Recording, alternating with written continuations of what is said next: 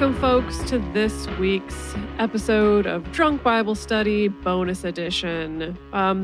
Those were some long chapters, but with a lot of action, a lot of really interesting stuff, some interesting, very pro-capitalism buying and selling of property.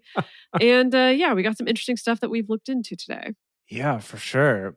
So the thing that I ended up looking into, which I kind of latched onto in the episode because it felt significant to me, was this whole thing of in Jeremiah 31 of Yahweh making a new covenant with his people. And I was like, wait, what?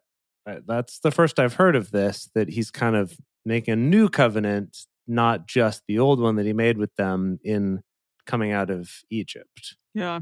And I guess the one before that with like Noah and the flood too, that was a covenant as well. So maybe there have already been multiple covenants. But anyway, this was news to me. And so I wanted to look into this. And here's what I found in looking it up. Christians just jump all over this. Of course. They jump all over it. That basically they're like, yeah. Sure. This whole thing in Jeremiah, that's like actually though, it's Jesus though. It's actually that's the actual Jesus covenant. Yeah.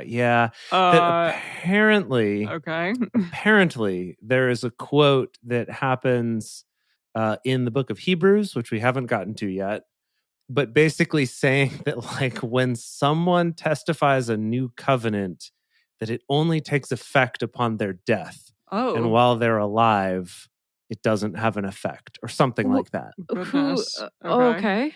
I know. Right. I have a lot of questions, and when we get to Hebrews, when we get to that, I'm sure we will have more things to examine and more things to say about that for sure. Fascinating. But that's New Testament, though, right? So that's like way in the future, right? This is the letters from Paul to Hebrews. Hebrews was also written by Paul, right? I just assume Paul read everything, but I don't know if that's true.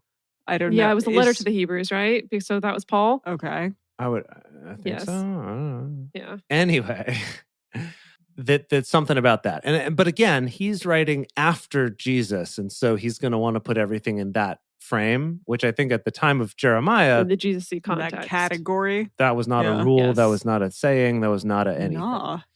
No. So once I scroll past the many things about Christianity and what they've said about this, and I get to the Judaism section, there's only one reference in the Hebrew Bible that uses the wording New Covenant, and it's this one that we found right here.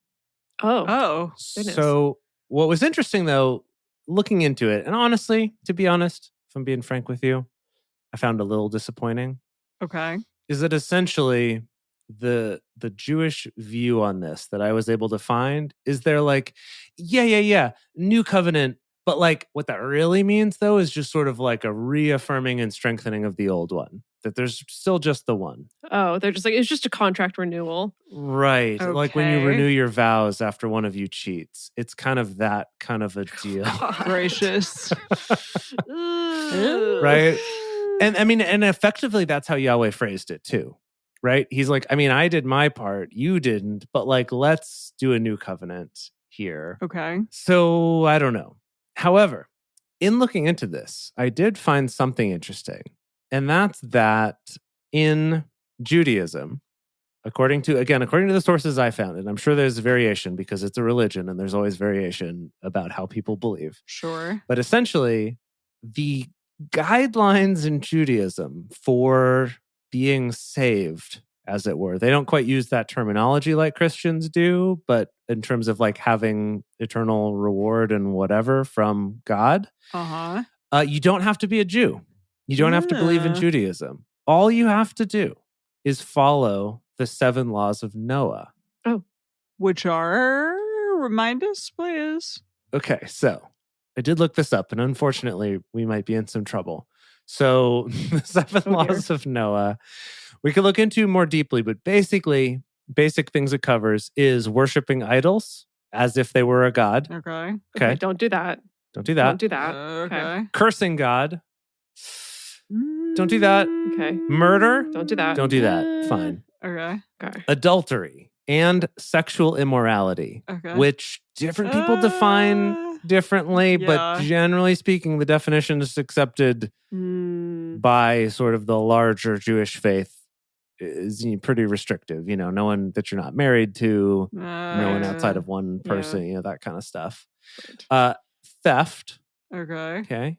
And then eating flesh from a living animal. No problem So there. Emily, you're fine across the board. No problems. Absolutely. But like eating flesh from an animal while it's still living. That's right. horrifying, by the way. That is pretty horrifying. Well, I mean, it is a thing that exists in a lot of like East Asian food cultures and stuff like that, is, eating certain mollusks and things that are still alive. Huh.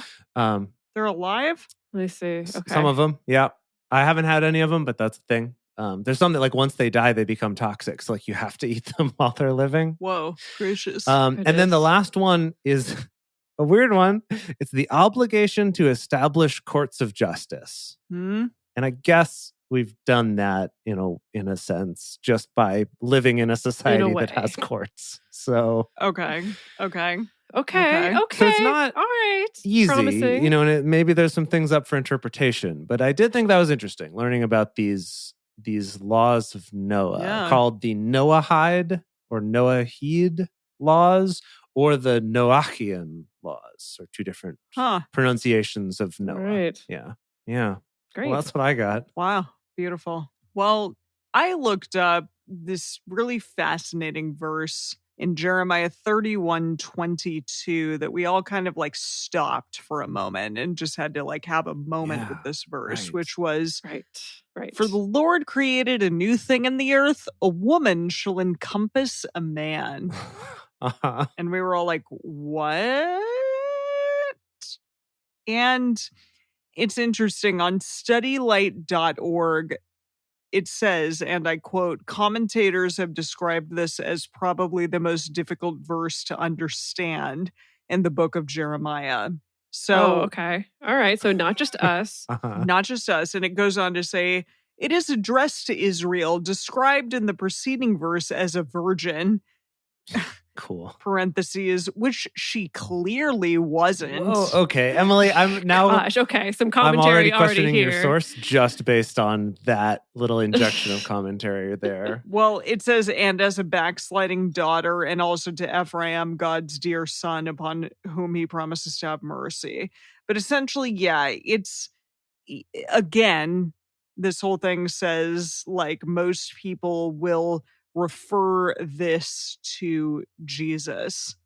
So say that, like... What, how? Why? How? Because of this, they'll say, like... Virgin Mary. Correct, yes. Given the background of the new covenant promise, which we know came by virgin birth, it is tempting to think that the new thing is Jesus's birth by Mary. Many of the church fathers held this view, and the virgin birth was certainly new, all of that. Sure. But this thing doesn't seem to think that that's the case. So, essentially, it's mostly saying that basically God is going to allow the Israelites back to him. That, like, Israel is the woman, God is this strong boy man, and that Israel is going to have its time, but that they'll be invited back to the fold, back to God. So they shall know me from the least to the greatest. That's interesting. They're the new thing, and they're a feature of Israel's return back to God. So okay, but what other interpretations are there? Well, it's just like, okay, God's desire and ability to turn faithless Israel, described as a whore, into a virgin again. So, and this is interesting. A frail female encompassing a girth.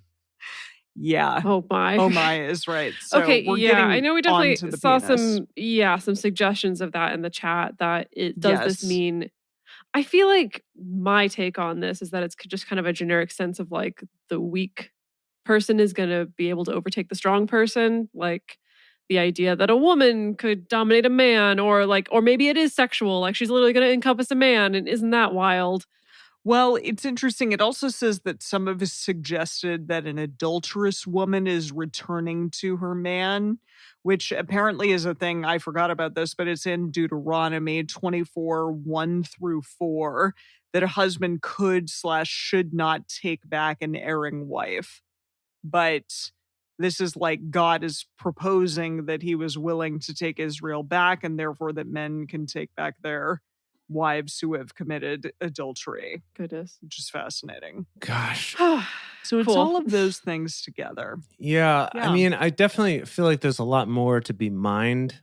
Maybe. In this well, as it were. Yeah. I did come across, I don't have access to the full paper, but there is like a scholarly article about the masculinity of Jeremiah specifically. Kind of examining the way that masculinity is talked about in the Hebrew Bible and how it's, predominantly men who are all the prophets, but kind of saying that Jeremiah is perhaps a sort of counterexample to that, and that he doesn't follow a lot of the typical like masculine strength, like quote strength traits, which is like sexual virility because he wasn't married, didn't have kids. Yeah.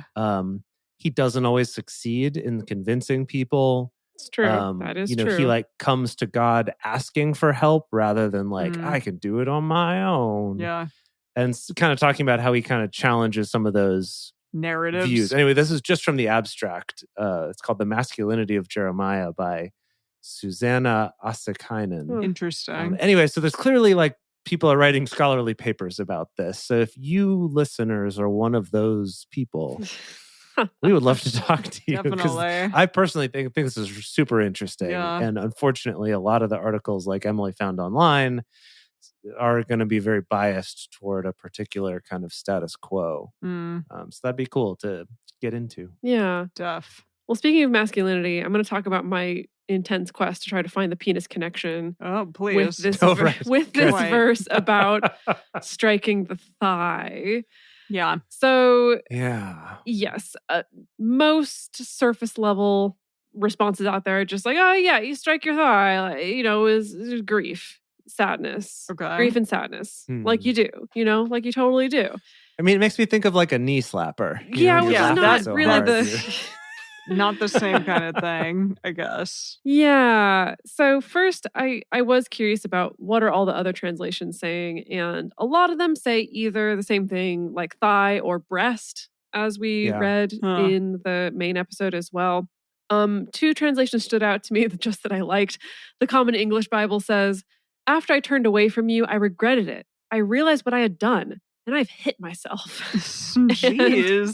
Jeez. Gracious. Jeez. And then I also like the Wycliffe, which is, "For after that thou convertedest me, I did penance, and after that thou showedest to me, I smote mine hip." So smoked it. Okay, your hip that time. Hips got in there as well. Now I decided to look into the commentary to see, and the Adam Clarke commentary. Now, Adam Clarke was a minister in the 1600s or so. Okay.